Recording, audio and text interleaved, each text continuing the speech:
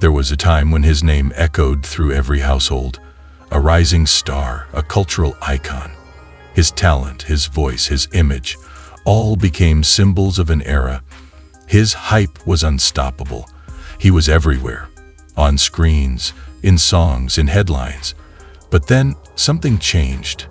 The spotlight dimmed. The same people who once praised him began to turn away. He was no longer the sensation. He became a shadow of his former fame. Criticism replaced admiration, and silence replaced applause. Disrespect followed, not always loud, but noticeable. A legend faded before our very eyes, long before his final breath. Today, as we remember him in death, we must also remember how the world treated him in life. How we lift people up, only to tear them down. Sly Stone, the enigmatic and trailblazing leader of Sly and the Family Stone, one of the most groundbreaking bands in the history of American music, has died at the age of 82. It is with profound sadness that we announce the passing of our beloved dad, Sly Stone of Sly and the Family Stone. His family shared in a heartfelt statement on Monday, June 9. After a prolonged battle with COPD and other underlying health conditions, Sly passed away peacefully, surrounded by his 3 children, his closest friend, and his extended family.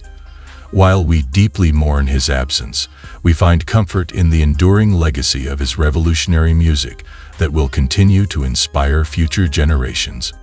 They continued, Sly was more than a musician. He was a cultural force, a creative visionary who reshaped the soundscape of pop, funk, and rock music.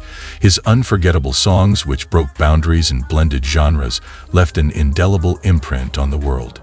Recently, he had completed a screenplay chronicling his life story, a powerful testament to his enduring creative energy.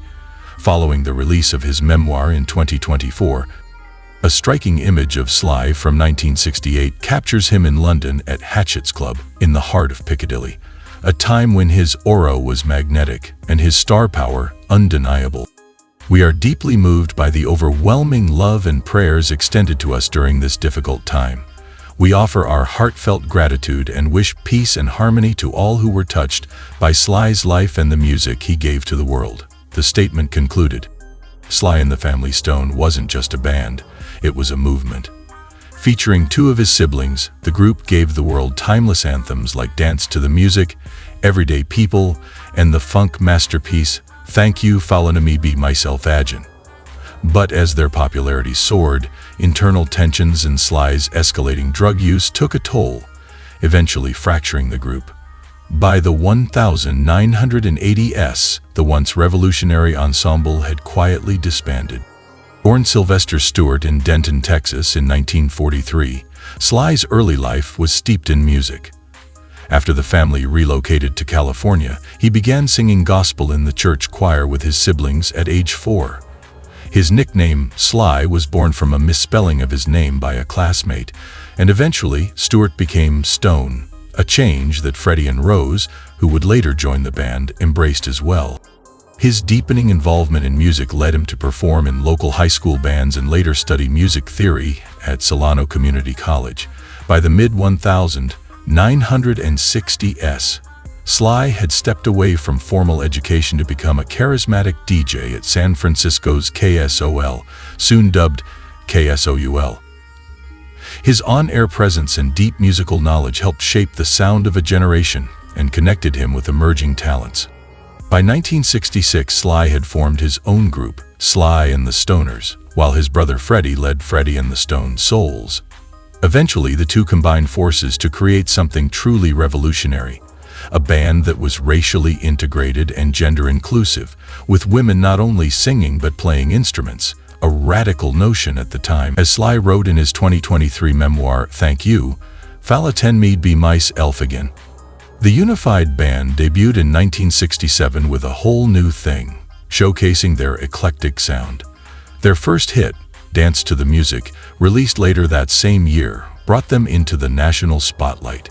It was a clarion call to celebrate joy and togetherness, and audiences answered. Their third album, Stand, released in 1969, would become a cultural milestone, delivering socially conscious and celebratory tracks like Everyday People, Hot Fun in the Summertime, and the electrifying double A-side Thank You, Falettinme be mais elf Agin, and Everybody is a Star. By the summer of '69, Sly and the Family Stone had become a defining act of the era.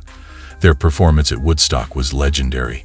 Trumpet player Cynthia Robinson once told people that during their set of I Wanna Take You Higher, despite pouring rain and malfunctioning equipment, Sly took command like a preacher, galvanizing 500,000 festival-goers with his presence. That same summer, they also delivered a historic set at the Harlem Cultural Festival, an iconic moment featured in Questlove's Oscar-winning documentary, Summer of Soul. But behind the scenes, Sly was spiraling. The early 1970s brought mounting struggles with drug addiction. His erratic behavior led to missed shows. By some accounts, a third of scheduled concerts in 1970 and 1971 were canceled. His brilliance was dimming under the weight of personal demons. And yet, his musical genius remained undeniable.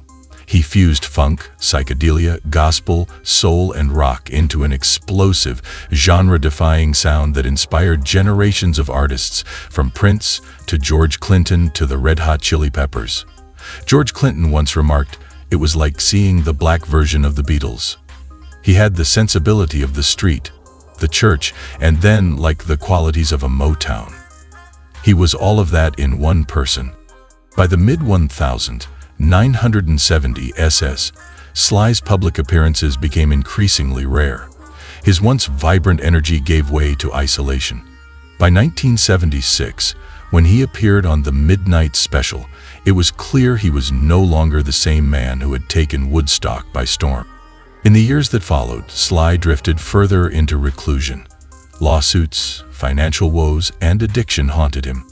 Despite this, his legacy never faded from the annals of music history.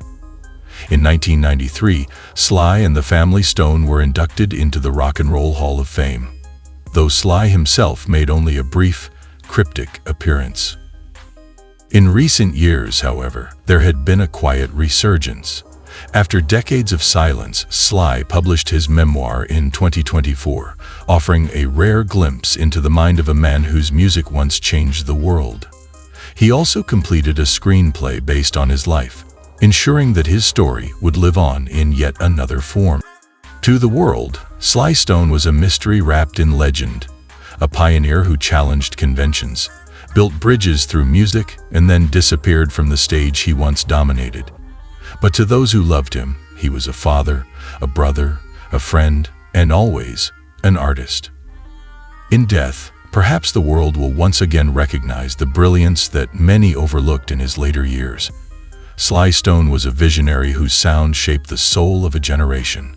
Now his silence is permanent, but the echoes of his genius will never fade.